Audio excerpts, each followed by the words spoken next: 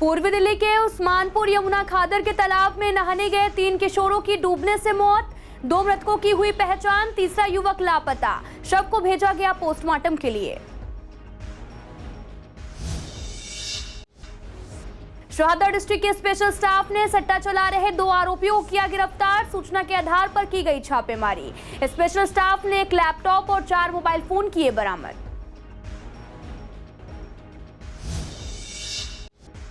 सीमापुरी थाना पुलिस ने 12 घंटे में सुलझाया झपटमारी का मामला। सीसीटीवी फुटेज के माध्यम से हुआ मामले का खुलासा। वारदात में इस्तेमाल मोबाइल फोन और स्कूटी हुई बरामद।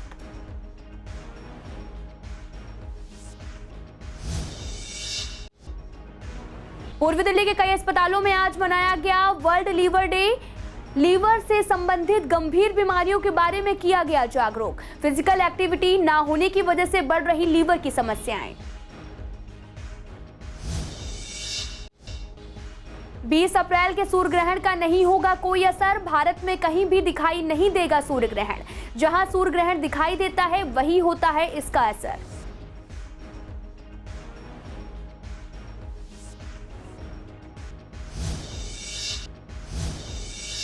नमस्कार, मैं आपके साथ अंकिता पाल। आप सभी का पूर्वी दिल्ली खास में एक बार फिर से स्वागत है। रुक करते हैं खबरों की तरफ। पूर्वी दिल्ली के उस्मानपुर यमुना खादर में तालाब में नहाने गए 3 किशोरों की डूबने से मौत हो गई। मृतकों की पहचान हिमांशु जो कि 12 साल का है, कृष्णा जो कि 14 साल का है, साथ ही तीसरे की पहचान फिलहाल नहीं हो पाई है। दोनों मृतक शहादा में रहते हैं। शास्त्री पार्क थाना पुलिस ने शव को कब्जे में लेकर पोस्टमार्टम के लिए भेज दिया है। ये 3 बच्चे थे, मैं तो देखा नहीं, 3 बच्चे डूब गए थे एकदम। अच्छा। उधर से भाई भाग के आए, उन्हें निकाले। अच्छा। उधर पुलिस मौके पे थी, पुलिस आई ले गई उनको अस्पताल। पहले भी 2 दिन डूब गए थे, हम भगा। पिछले साल 4 डूबे थे सर। हटाते रहते हैं तो हम हटाते रहते हैं, हट जाओ वहाँ से।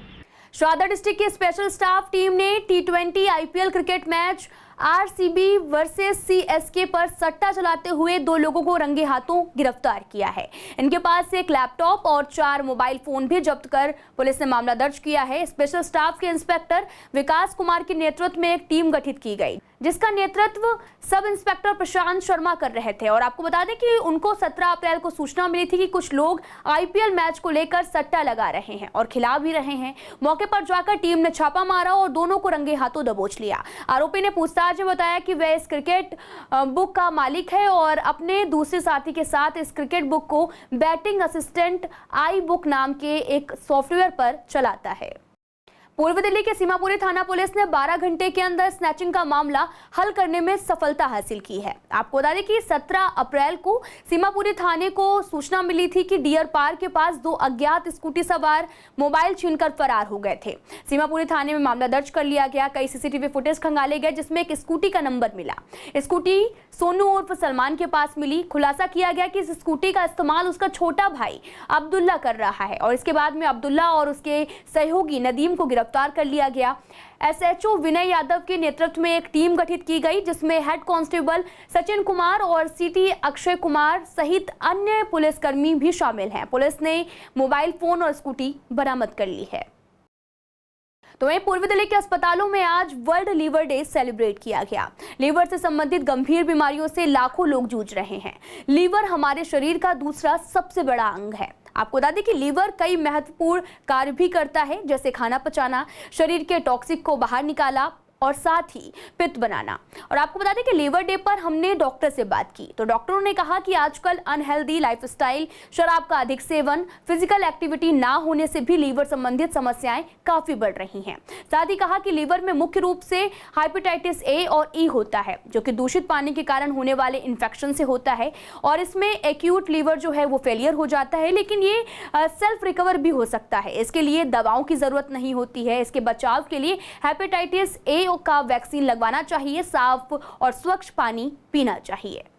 कि हम लिवर के डिजीज को, लिवर की महत्व को समझें, उसकी बीमारियों को पहचानें और रोकथाम के लिए कदम उठाएं। लिवर जो है हमारे एब्डोमेन के ऊपरी दाहिने हिस्से में स्थित है। ये हमारे बॉडी के लिए कुछ अच्छे पदार्थ बनाता है, जैसे कि प्रोटीन, क्लॉटिंग फैक्टर, ग्लूकोज यानी शुगर का कंट्रोल, लिपिड यानी चिकनाई का कंट्रोल और साथ ही साथ कुछ हानिकारक पदार्थ बॉडी से हटाता है। लिवर की बीमारी इनिशियली शुरुआती दौर में मरीज को एक साइलेंट डिजीज की तरह इफेक्ट करती है, जिसमें थकान, वीकनेस, भूख ना लगना जैसी परेशानी मरीज को होती है। आगे आगे चलकर धीरे धीरे ये सिरोसिस बन जाता है, जिसमें 70 to 80% डैमेज हो जाता है। उस समय मरीज को पेट में सूजन, पैरों में सूजन, पीलिया, कभी कभी लाइफ थ्रेटनिंग दिक्कत हो सकती है, जैसे कि खून की उल्टी, बेहोशी इत्यादि। इसलिए ये जरूरी है कि हम शुरुआत में ही लिवर की बीमारी को समझें, स्पेशलिस्ट को दिखाकर उसकी जांच पड़ताल करवाएं। 20 अप्रैल को कंगना कृति सूर्यग्रहण लग रहा है और इस साल का पहला सूर्यग्रहण है, लेकिन भारत में इसका कोई अच्छा या फिर बुरा प्रभाव नहीं होगा।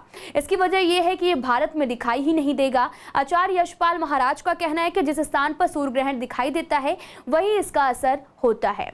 साथ ही सूतक या फिर कोई भी असर भारत में नहीं होगा, इसलिए इस सूर्यग्रहण से कोई परहेज या फिर कोई नियम या फिर कोई भी शंका नहीं होनी चाहिए। उन्होंने ये भी बताया कि इस ग्रहण में सूर्य कंगन की आकृति का हो जाएगा, इसलिए इसे कंगनकृति सूर्य ग्रहण कहा जाता है। कंकणाकृति सूर्य ग्रहण 20 अप्रैल यानी कि वैशाख कृष्ण अमावस्या को ये पड़ रहा है, लेकिन अपने भारतवर्ष में ये कहीं पे भी दिखाई नहीं देगा। सूर्य ग्रहण जहाँ पर पड़ता है, जहाँ दिखाई देता है, वहीं पे उसका असर हुआ करता है। सूतक उसका वहीं पे लगता है। अच्छा या बुरा प्रभाव भी वहीं पे हुआ करता है जहाँ वो दिखाई देता है।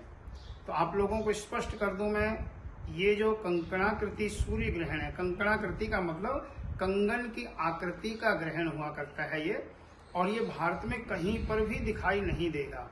तो इस वजह से किसी प्रकार का आपका कोई ना तो परहेज है, ना कोई नियम है, और ना ही कोई शंका किसी प्रकार की है।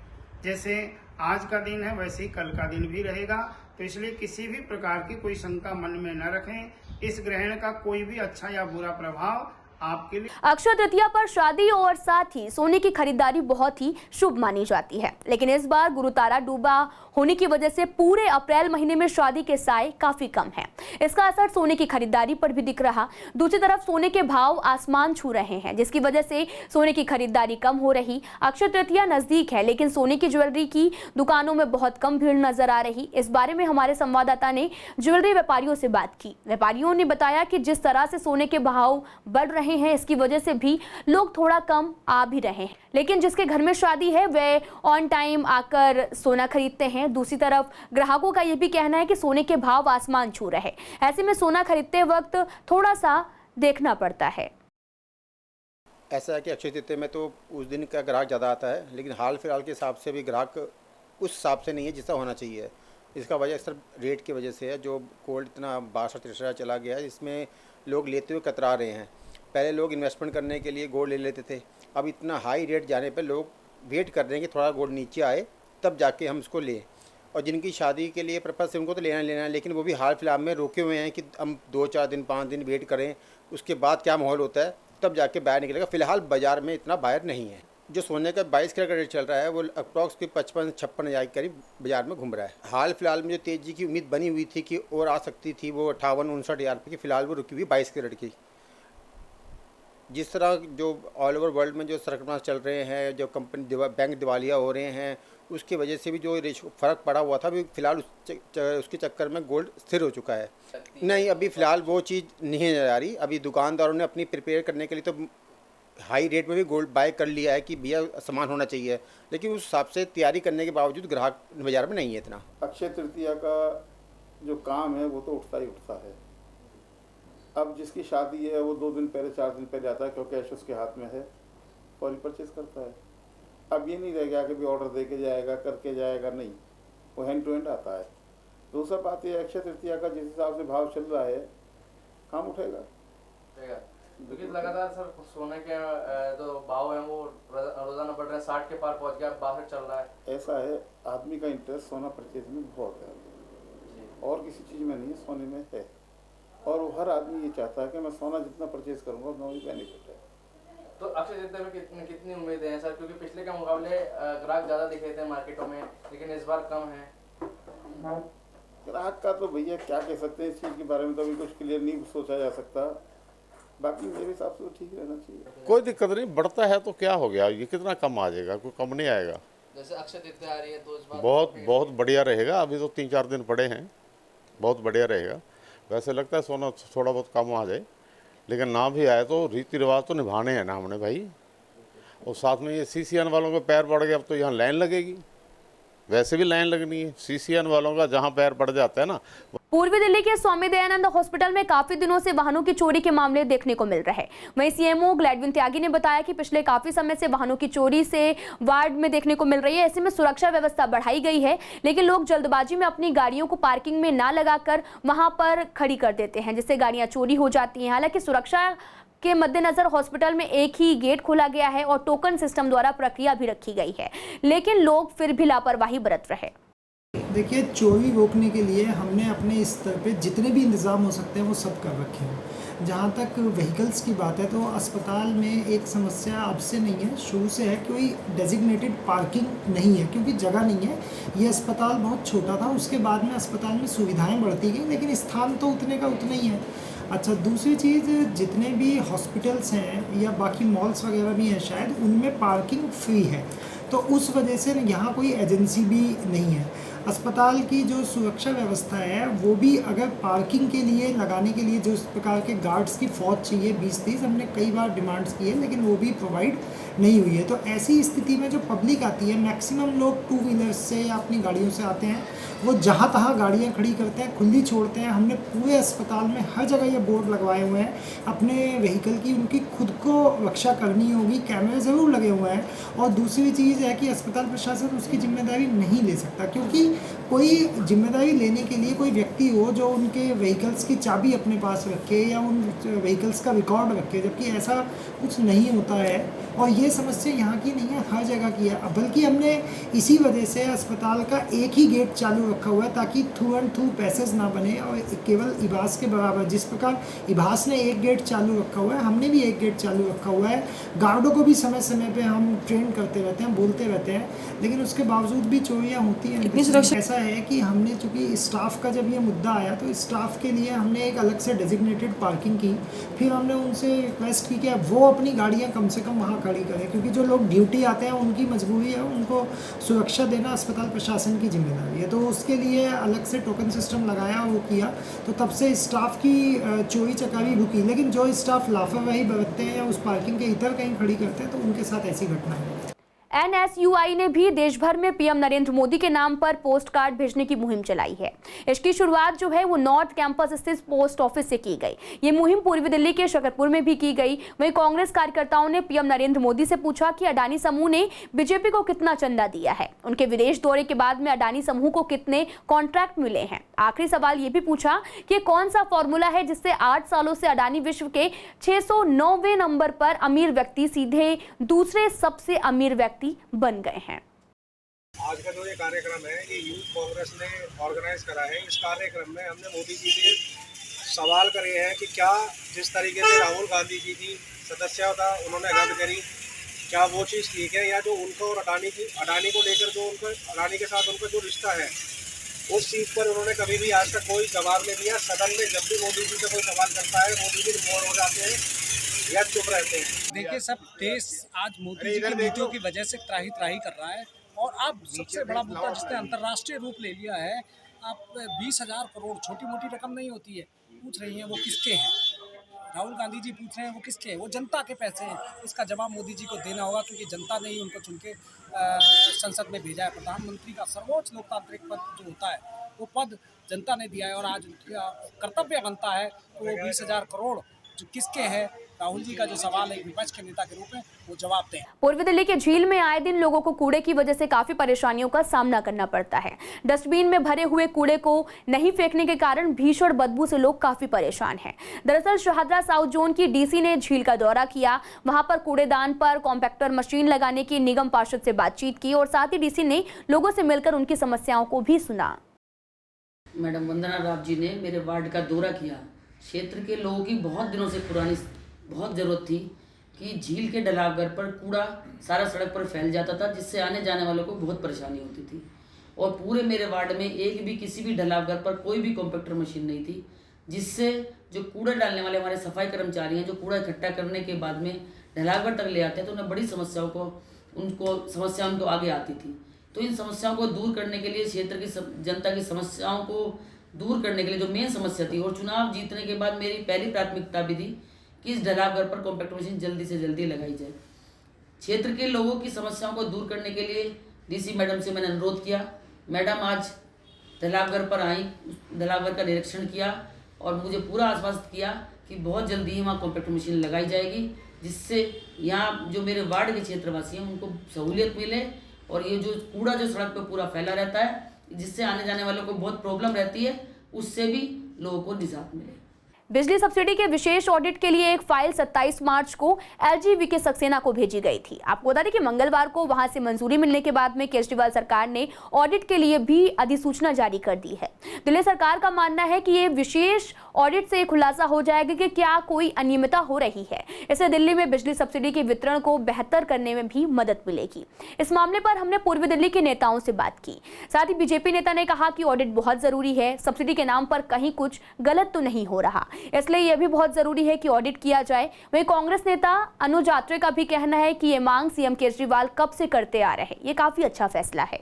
देखिए, बिजली कंपनियों की ऑडिट करने की मांग तो अरविंद केजरीवाल जी मुख्यमंत्री बनने से पहले से ही करते आ रहे थे और 9 वर्षों से दिल्ली के मुख्यमंत्री लगभग उनको बने हुए हो गया। अपनी ही मांग को, अपनी ही घोषणा को और अपने ही आरोप को उनको जांच कराने में, उसकी इंक्वायरी करवाने में, ऑडिट कराने में इतना समय लग गया, ये बड़ी हैरानी की बात है। खैर, देर आए दुरुस्त आए। हम चाहते हैं कि कांग्रेस पार्टी भी चाहती है कि इनकी बिजली कंपनियों की ऑडिट होनी चाहिए। जिस तरह से सब्सिडी को लेकर के कांग्रेस पार्टी बार बार बोल रही है कि जो सब्सिडी में बहुत बड़ा करप्शन हुआ है सब्सिडी के नाम पर, कि जो जनता के अकाउंट में सीधा पैसा नहीं पहुंचे, सीधा बिजली कंपनियों को पैसे दिए हैं, चाहे किसी ने 200 यूनिट कंज्यूम की है या 100 यूनिट कंज्यूम की है या 50 यूनिट की है, लेकिन पूरे के पूरे 200 यूनिट के पैसे बिजली कंपनियों को मिले हैं। ये बहुत बड़ा ऑडिट का सवाल है, बहुत बड़ा ऑडिट का विषय है कि इसमें क्यों उनको बिजली कंपनियों को, जो डिस्ट्रीब्यूशन कंपनियां हैं दिल्ली में, उनको लाभ पहुंचाया जा रहा है। जनता के टैक्स के पैसा, अगर ये पूरा का पूरा पैसा जनता की जेब में जाता तो हो सकता है उनको 200 की जगह 400 यूनिट बिजली फ्री मिल जाती, या ये पैसा दिल्ली के विकास में कहीं लग जाता। तो हम चाहते हैं बिल्कुल ईमानदारी से इसकी ऑडिट हो और जो भी ऑडिट की रिपोर्ट आए वो जनता के सामने टेबल की जाए और जो भी गड़बड़ी हो उसके खिलाफ सख्त कार्रवाई होनी चाहिए। करदाताओं से एकत्र हुए पैसे में से दिल्ली की जनता को 300 यूनिट बिजली की सब्सिडी दी जा रही है दिल्ली सरकार के द्वारा। एलजी साहब के इस निर्णय का मैं स्वागत करता हूं कि जो सब्सिडी की रकम दिल्ली के करदाता के हिस्से में से जा रही है वो ठीक से खर्च हो रही है कि नहीं।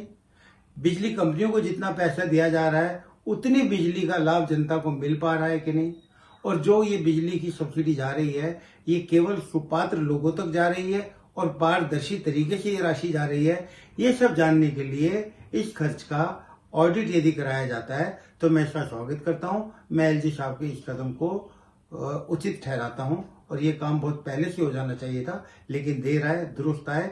जनता के कर में से जो पैसा खर्च होता है उसको पारदर्शी तरीके से होना चाहिए, उसका ऑडिट भी होना चाहिए। पूर्वी जिला पुलिस ने एक ड्रग तस्कर को गिरफ्तार किया। आरोपी की पहचान कुणाल उर्फ सूरज के रूप में हुई है। इसके पास से 65.8 ग्राम बरामद भी हुई है और पुलिस ने उसकी कीमत 4 लाख रुपए बताई है। पुलिस को सूचना मिली थी कि गणेश चौक पर एक ड्रग तस्कर आने वाला है। पुलिस ने घेराबंदी कर आरोपी को धर दबोच लिया। पूछताछ में आरोपी ने बताया कि उसने पुरानी दिल्ली के तुर्कमान गेट से स्मैक को खरीदा है। वह लक्ष्मी नगर और उसके आसपास के क्षेत्र में ड्रग सप्लाई करता है। आरोपी के खिलाफ पहले से तस्करी के 3 केस भी दर्ज हैं। फिलहाल इस बुलेटिन में इतना ही। तमाम खबरों के लिए आप देखते रहिए CCN लाइव।